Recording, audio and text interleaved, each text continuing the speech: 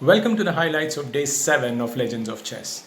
And what a fantastic day it turned out to be for Anand and his fans. After all, they had waited for the past 1 week to see their hero win a match.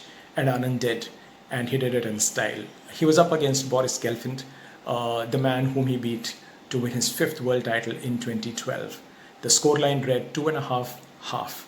Now, this was a comprehensive win with Anand winning the first 2 games and drawing the third to finish the match. And that also helped Anand get away from the cellar, and that win lifted him from the 10th position to the 8th. Elsewhere, Magnus Carlsen, Nepomniachtchi continued to win. They hold the top 2 positions. They registered their 7th successive win. Anish Giri beat Dinglerin to move to the 3rd spot. Swidler, having lost to Magnus, stayed where he was. Kramnik, again another contender, lost to Ivanchuk. So overall, the top 5 places remain the same. That is, the first 2 spots are already taken by Carlsen and Nepomniachtchi. For the 3rd and the 4th spot, you have 3 contenders: Anish, Swidler, and Kramnik. So with 2 rounds to go, a lot can happen. In the first game, he was in a bit of trouble.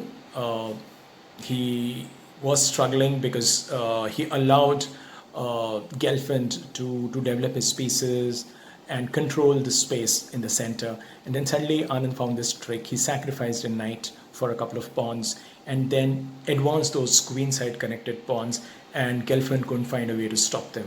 Interestingly, this is something that you normally see on the board.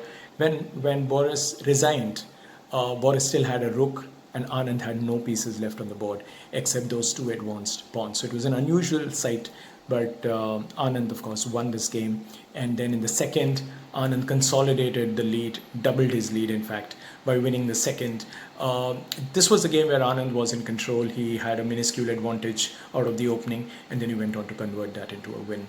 And in the third, again, Anand was slightly better, but instead of pressing too hard and giving Gelfand a chance to come back, Anand played solidly, neutralized the position, exchanged the pieces, and then got the draw that he wanted. So this was the shortest way of winning in 3, and Anand did exactly that. Did it leave Anand very excited? No. Anand was, again, himself, because he was, when he was talking after the match, what he said was, it's good to win, but then how he wished he had played the main rounds better. And he was also asked about losing 3 games in the tie-breaking, the Armageddon games, and where Anand said, I don't care about it, as long as I had played the main tournament better. And overall, of course, he's not too excited, but then he's pretty sad about his performance, and he made no secret of it. And now that he's up against Dinglerin in the next and Vasily Ivanchuk in the final round, he just wanted to probably finish the tournament and just see how it comes. Because he's not in contention for a spot in the semifinals. Again, if you just go back and see what happened to Kramnik. Now, Kramnik was up against Vasily Ivanchuk. These 2 players have been playing each other for the last 27 years. And they've had some great matches. They share a great rivalry. And somehow against Kramnik, Ivanchuk has a very good record. And Kramnik is aware of this. So there was a lot of action expected. And Ivanchuk, being a genius, as I've often said, he was expected to make things happen, because Kramnik is not the one who waits for things to happen. And that's what exactly he did to Kramnik yesterday. First game, produced a beauty, left his opponent stumped completely. Second, Kramnik tried his best. Again, it was Ivanchuk who came out stronger. In the third, it was Kramnik who finally got his act right. But in the fourth, Ivanchuk's magic prevailed. So these 2 legendary names played 4 decisive games, something which we haven't seen in the past, that 4 games all at least producing a result. So exciting times there. Then if we see what happened to Dinglerin and Anish Giri, Anish was lucky because Dinglerin disconnected in one round.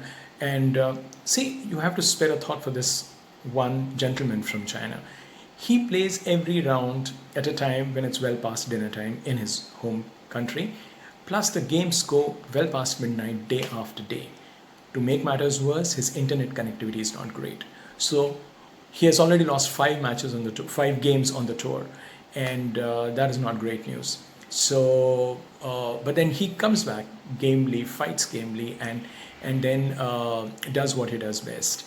And again, he is firmly in the last spot. Peter Liko is in the, he has now slipped to the 9th spot after Nepomuceni beat him in 5. And Liko gave a great account of himself. He kept an informed Nepomuceni on his toes from the first 4 rounds, and then of course Armageddon is not everybody's cup of tea, and Nepomuceni showed that speed, because he is now considered one of the fastest players on the circuit, and give him a 5 versus 4 time format, and chances are that you're going to see him win most of the time, and that's what exactly he did yesterday too. What we are going to see is it'll be Carlsen versus Nepomuceni. In my view, it is a final before the final. 2 players who are showing great form. Both are raring to go at each other. Nepomuceni is not intimidated by Carlsen, and the world of chess is waiting. Should there be a 2-2 deadlock, then it'll be Nepomuceni who can be considered a touch favorite to take on Carlsen in the Armageddon. So a lot can happen, so watch out for more. I will be back tomorrow with more. Thank you for watching.